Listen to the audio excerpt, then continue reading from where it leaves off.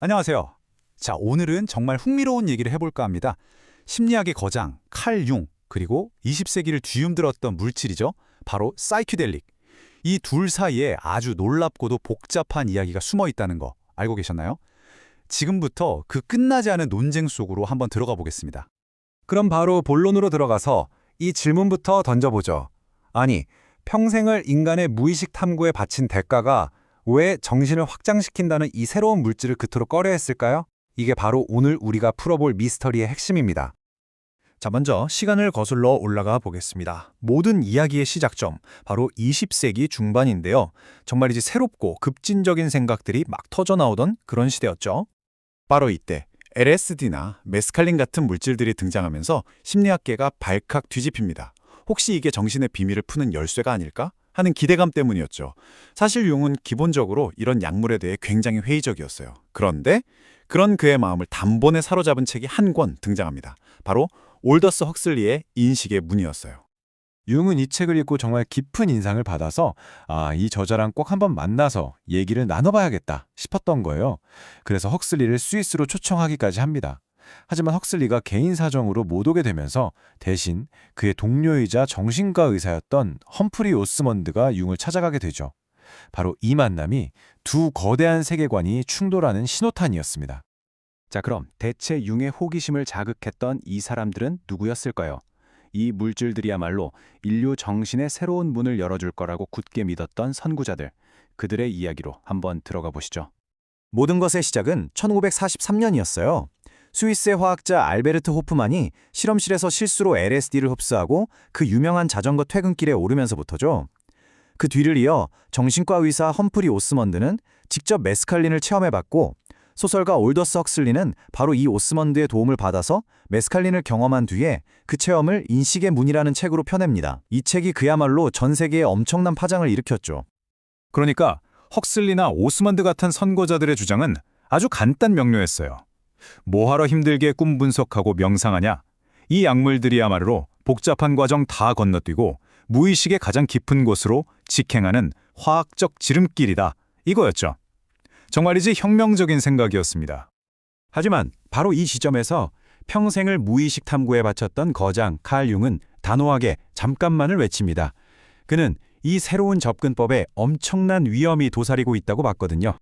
이 표를 보면 두 방식의 차이가 정말 극명하게 드러나죠. 한쪽에는 꿈 분석이나 명상처럼 시간과 노력을 들여서 차근차근 무의식과 만나는 융의 길이 있습니다. 그런데 다른 한쪽에는 화학물질로 그 문을 그냥 단숨에 확 열어젖히는 사이키델릭의 길이 있었던 거죠. 융이 보기엔 이건 지름길이 아니라 너무나도 위험한 도박이었던 겁니다. 융의 우려가 이 한 문장에 다 담겨 있다고 해도 과언이 아닐 겁니다. 1954년에 쓴 편지에서 그는 이렇게 말했죠. 신들의 순수한 선물처럼 거저 얻는 것처럼 보이는 심오한 체험 뒤에는 반드시 아주 혹독한 대가가 따를 거라는 경고였어요. 세상에 공짜 점심은 없다는 거죠. 융이 가장 두려워했던 게 바로 이겁니다. 충분한 도덕적, 심리적 준비 없이 말 그대로 집단 무의식이라는 거대한 힘과 딱 마주치게 되면 한 개인의 자아는 그 힘에 그냥 압도당해서 산산조각 날 수 있다는 거였죠. 그건 치유가 아니라 정신의 붕괴로 이어질 수 있다는 아주 무서운 경고였습니다. 그래서 융은 이 위험을 설명하기 위해 괴테의 시 마법사의 제자라는 아주 기가 막힌 비유를 듭니다. 스승이 없을 때 몰래 마법 주문을 외워서 빗자루를 움직이게는 만들었는데 이걸 멈추게 하는 주문을 몰라서 온 집안이 물바다가 되어버린 그 제자 말이에요. 무의식의 힘을 불러내는 법은 알았지만 그걸 통제하고 다시 돌려보내는 법은 모른다는 거죠. 정말이지 무릎을 탁 치게 만드는 비유 아닙니까?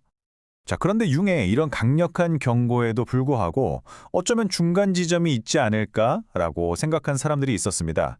영국의 한 정신과 의사 그룹이 LSD 치료에 융의 이론을 접목하는 아주 과감한 실험에 나섰거든요. 그 중심에는 로널드 샌디슨이라는 의사가 있었어요.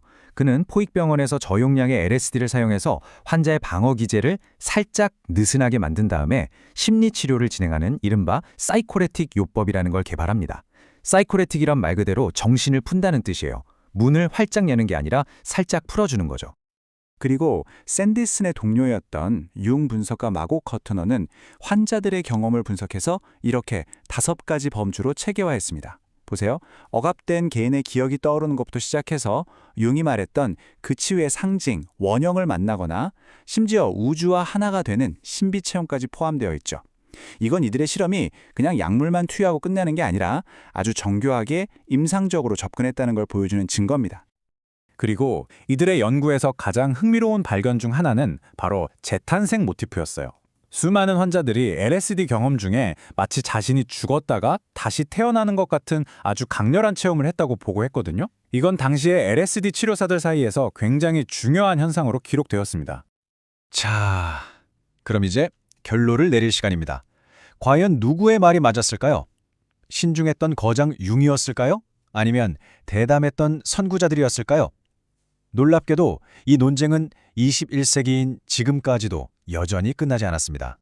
한편으로 보면 융의 경고는 시대를 초월한 지혜를 담고 있죠. 맞습니다. 무의식의 세계는 절대로 가볍게 다룰 영역이 아니에요. 깊은 자기 이해에는 그만큼의 책임과 도덕적 성장이 따라야 한다는 그의 통찰은 지금 들어도 여전히 유효합니다. 하지만 또 다른 한편으로는 헉슬리나 샌디슨 같은 선구자들의 탐구 정신도 무시할 수 없습니다. 그들의 대담한 실험은 인간 정신의 잠재력이 과연 어디까지인가에 대한 아주 근본적인 질문을 우리에게 던졌거든요. 그리고 그 질문들은 오늘날 뇌과학과 심리학계에서 다시금 뜨거운 화두가 되고 있습니다. 결국 우리는 이 질문 앞에 다시 서게 됩니다. 무의식으로 가는 지름길은 과연 존재하는 걸까요? 그리고 만약 존재한다면 우리는 그 길을 선택해야 할까요? 아니면 융의 경고처럼 혹독한 대가를 치르더라도 멀고 힘든 길을 묵묵히 걸어가야만 하는 걸까요? 이 흥미로운 딜레마를 여러분 각자에게 남겨드리면서 오늘 이야기 마치겠습니다.